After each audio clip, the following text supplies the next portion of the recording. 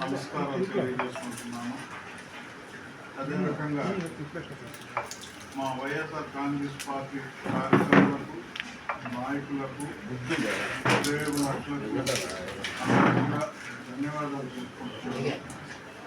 రాజకీయాల్లో గెలుపోవటం సహజం. రాష్ట్ర ప్రజలు మార్పు కోరుకున్నప్పుడు స్వాగతించాల్సిన విషయమే. ఏ పార్టీ అయినా, ఏ రాజకీయ నాయకుడైనా ప్రజా తీర్పుకు శిరసా వహించాల్సిందే. గూడూరులో మరి మార్పు కోరుకోవడంతో మరి గెలిచిన అభ్యర్థికి శుభాకాంక్షలు తెలియజేసుకుంటూ, అదే రకంగా నన్ను ఆశీర్వదించినటువంటి వైఎస్ఆర్ కాంగ్రెస్ పార్టీ కార్యకర్తలు, నాయకులు, శ్రేయోభిలాషులు అందరికీ కూడా మరొకసారి తెలియజేసుకుంటూ, ఎన్నో ఒడిదుడుకు చూసుకుంటూ రాజకీయంగా ఈ స్థాయికి వచ్చాను నేను. కాబట్టి పనిచేసుకొని పోవడమే నా అభిమతం. అందరికీ అందుబాటులో ఉంటాను. పార్టీ ఏ బాధ్యతలు ఇస్తే అవి చేసుకుంటూ పోతాను. నాకు ప్రతిపక్షంలో పనిచేయడం కొత్తగా తీసుకున్నాను. సమన్వయకర్తగా ఎలక్షన్ వరకు పనిచేసి పాజిటివ్ రిజల్ట్ ఇవ్వడం జరిగింది. నాకు తర్వాత ఎమ్మెల్యే గారు ఉండడం వల్ల ముందు నుంచే బాధ్యతలు అవకాశం దొరకలేదు. లాస్ట్ 2 monthsలో తృప్తి లేదు, పని తృప్తిగా చేసుకున్న వాతావరణం లేదు. అయినా రాష్ట్రమంతా ప్రజలు మార్పును కోరుకున్నప్పుడు అంత దానికి మించిన అతిథులుగా మనం పనిచేయలేము. కాబట్టి ఆ మార్పుని స్వాగతిస్తున్నాం. నేనంతా ముఖ్యంగా మా కార్యకర్తలకు, నాయకులకు, ప్రజలకు అందరూ కూడా మనవి చేస్తున్నాను. ప్రతిపక్ష హోదాలో ప్రతిపక్ష నాయకుడిగా 60-40% చేసుకునే మనస్తత్వం కాదు నాది.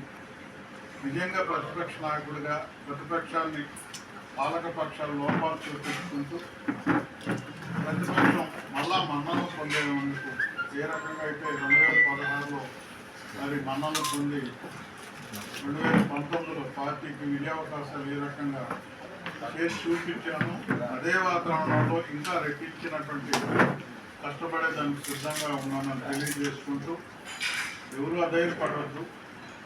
గతంలో ఎన్నడూ లేని విధంగా గతంలో కూడా తెలుగుదేశం పార్టీ చాలాసార్లు ఓటమి చూసి తప్ప గెలవడం జరిగింది. అయితే ఈసారి ఎందుకో చాలా దుర్మార్గమైనటువంటి వాతావరణం కనబడుతూ ఉంది రాష్ట్రం మొత్తం మీద. గూడూరులో కూడా భయభ్రాంతులు చేసేటట్టు మరి అధినాయకులు తెలుస్తుందో లేదు కానీ కొంతమంది సెకండ్ క్యాడ్ వాళ్ళు అందరికీ వార్నింగ్లు ఇవ్వడం, భయభ్రాంతులు చేయడం కరెక్ట్ కాదు. ఆ రకమైన అధికారాన్ని చేతుల్లోకి తీసుకునే వాతావరణం సృష్టిస్తే మాత్రం మా పోరాటం ప్రజాస్వామ్య వ్యవస్థలో పోరాటంతోనే అన్ని సాధించుకుంటాం. మించిపోతే పక్షపాతం ఎక్కువైతే కోర్టును ఆశ్రయిస్తాం. మీకు ఉదాహరణ విషయం మీరు తెలుసుకోకుండా మరి తాజా ఎమ్మెల్యే గారు తిప్పార్పాటు సంబంధించినటువంటి ఒక వ్యవహారం, బురద జల్లే వ్యవహారం ఏదో సాధించి బయటపెట్టినట్టుగా ఆయన ప్రెస్ మీట్లో 5 కోట్ల చెట్లు మరి అక్కడ పాడినటువంటి వ్యక్తి ఆ గ్రామాంతుల మీద మాకు సానుకూలంగా చేశాడని దురుద్దేశంతో ఆయన్ని మాట్లాడడం జరిగింది. నేను వారికి మనవి చేస్తున్నాను, మీ చేతుల్లో అధికారం వచ్చింది, తొందర ఏం లేదు. అన్ని విజిలెన్స్లు ఏర్పాటు చేసుకోండి. అధికారులు ప్రక్రియ సక్రమంగా జరిగారనేది నాకు తెలిసిన సత్యం. నవంబర్లో లాస్ట్ ఇయర్ 2003 నవంబర్ 11వ తేదీన టెండర్ పిలిచారు. ఆ టెండర్లో కార్యదర్శి మీద, గ్రామ కార్యదర్శి పేరు మీద నోటీస్ బోర్డు అంటించారు. మీకు కావాలంటే ఆ రోజు ఇచ్చినటువంటి పేపర్ ప్రకటన కూడా మీకు చూపిస్తాము. ఆ రోజే టెండర్ జరుగుతుంది, ఎస్టిమేషన్ వేశారు. ఆ ఎస్టిమేషన్ వేస్తే ఫారెస్ట్ అధికారులు, ఫారెస్ట్ డిపార్ట్మెంట్ ఎస్టిమేషన్ వేసి ఇక్కడ ఉన్నటువంటి చెట్లు సర్వే చేసి ఇంత ఎస్టిమేషన్ గవర్నమెంట్కి ఆదాయం వస్తుంది అని చెప్పి వాళ్ళ చెట్టుకి ఇంత అని చెట్టు ప్రకారం లెక్కేసి అది వాళ్ళు పెట్టడం జరిగింది. ఆ రకంగా వాళ్ళు చూపించారు. తర్వాత టెండర్లు పాల్గొన్నారు, బహిరంగంగా టెండర్లకి. ఆ రోజంతా మీరు ప్రతిపక్షంలో ఉన్నారు కదా, మరి ఎమ్మెల్యే గారు మీకు సానుకూలమైన వాతావరణం కదా, ఇంత అన్యాయం జరుగుతుంటే ఆ రోజు ఎందుకు ఎవరు మెదపలేదు? ఎక్కడ కూడా తర్వాత కూడా ఎన్నో జరిగినాయి, ఎక్కడ మెదలకుండా ఇప్పుడు అధికారం వస్తే మాకు సానుకూలంగా చేశాడని చెప్పేసి కక్షతో ఆ రకమైన వాతావరణం చేయడం అనేది కరెక్ట్ కాదనేది నేను ఈ సందర్భంగా తెలియజేస్తున్నాను. నీకు చట్ట ప్రకారం పోవచ్చు, మీకు అధికారం వచ్చింది, దాని ప్రకారం విజిలెన్స్ ఎంక్వైరీలు పెట్టుకోండి. దానికి ఆ గ్రామ స్థాయి నాయకుల సంబంధం ఏముంది? ప్రభుత్వంలో పనిచేసే అధికారి అన్ని గ్రేడ్లను చూసే టెండర్ పిలుస్తాడు, షెడ్యూల్ ఇస్తారు, టెండర్ పిలుస్తారు. ఆ టెండర్లో పాల్గొన్న అతను మీకు ఇచ్చిన చట్టంలోనే లోబడే చేశాడు, ప్రక్రియ ఇచ్చారు. ఇన్ని రోజుల లోపల తోలుకోమని చెప్పడం జరిగింది. వర్షాలు నీళ్లు తగ్గనందువల్ల ఆయన లేట్ చేసుకుంటూ వచ్చాడు. దాంట్లో ఏదైనా గత దూరం ఉంటే మరి వెంటనే ఎలక్షన్ ముందే మా గవర్నమెంట్ ఉన్నప్పుడే చేసుకోవచ్చు కదా. ఏదైనా వేరే రకమైన ఆలోచనలు ఉంటే ఎందుకు కాపీగా ధైర్యం పద్ధతి ప్రకారం చేసుకున్నాము, ఒక అగ్రిమెంట్ చేసుకున్నాము, జూన్ దాకా దాని టైం ఉంది, వాటి నీళ్లు తగ్గాలి, మెల్లిగా చేసుకుంటూ పోతున్నారు.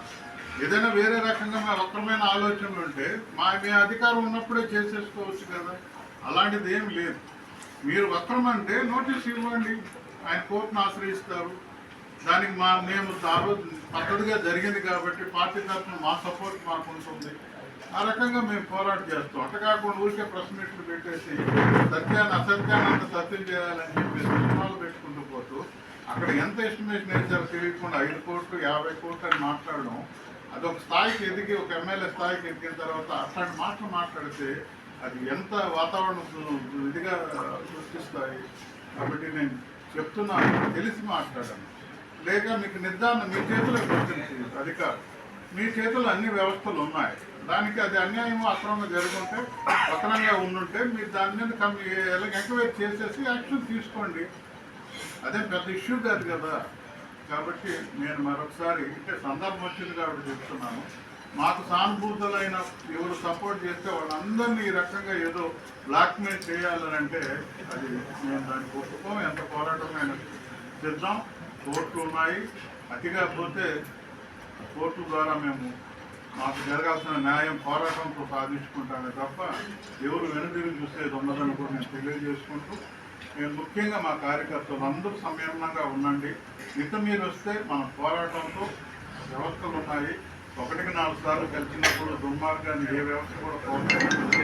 అంతగా ప్రోత్సహించిన కోర్టులు ఉన్నాయి. కోర్టు ద్వారా మనం పోరాటం చేస్తామే తప్ప ఏ కార్యకర్తకి వదిలిపెట్టేది ఉండదు, అన్యాయం జరిగితే చూసుకునేది ఉండదని కూడా ఈ ద్వారా తెలియజేసుకుంటూ, ఏదైనా పార్టీలు అనేక ఓటములు చూస్తుంటాయి, అలా పైకి వస్తుంటాయి. గతంలో తెలుగుదేశం ఇక్కడ ఓడిపోయింది, 45,000తో ఓడిపోయింది. ఈసారి అయినా మాకు ఎంపీ గారు గెలిచారు. మరి ఇదే కూడూరు ప్రజలు ఎంపీకి పట్టం కట్టారు కదా, అది వైఎస్ఆర్ పార్టీ గుర్తే కదా. అంటే వైఎస్ఆర్ పార్టీని కొంత ఆదరించారు. మా శ్రేణులు కొంత నిరుత్సాహానికి లోనైనాయి. అవన్నీ కూడా మేము ప్రక్షాళన చేసుకుంటాం, మాట్లాడుకుంటాం. మళ్ళా దాని మీద మేము తుదిగా అందరితో నాయకులతో మాట్లాడుకొని ఎక్కడ లోపాలు ఉన్నాయో తెలుసుకుంటాం. అవన్నీ కూడా క్రమబద్ధంగా ఆలోచించి ఎక్కడ లోపాలు ఉంటే అవి సరి చేసుకుంటాం. మళ్ళా అన్నిటికీ సిద్ధమవుతాం. రేపు స్థానిక ఎలక్షన్ ఉన్నా సిద్ధమవుతాం. తర్వాత మళ్ళీ జనరల్ ఎలక్షన్కి ఖచ్చితంగా ఒక మంచి వాతావరణం తీసుకొస్తూ మళ్ళీ మా పార్టీ జెండా ఎగిరే వరకు సిన్సియర్ అయినటువంటి వైఎస్ఆర్ పార్టీ కార్యకర్తలు, నాయకులు అందరూ పనిచేస్తారు. ఒకే లోపం అసంతృప్తి వచ్చింది అందుకో, ఆ అసంతృప్తులు తృప్తిగా పనిచేయలేక ఓటమి చవిచూసామనే ఫీలింగ్ అందరిలో ఉంది.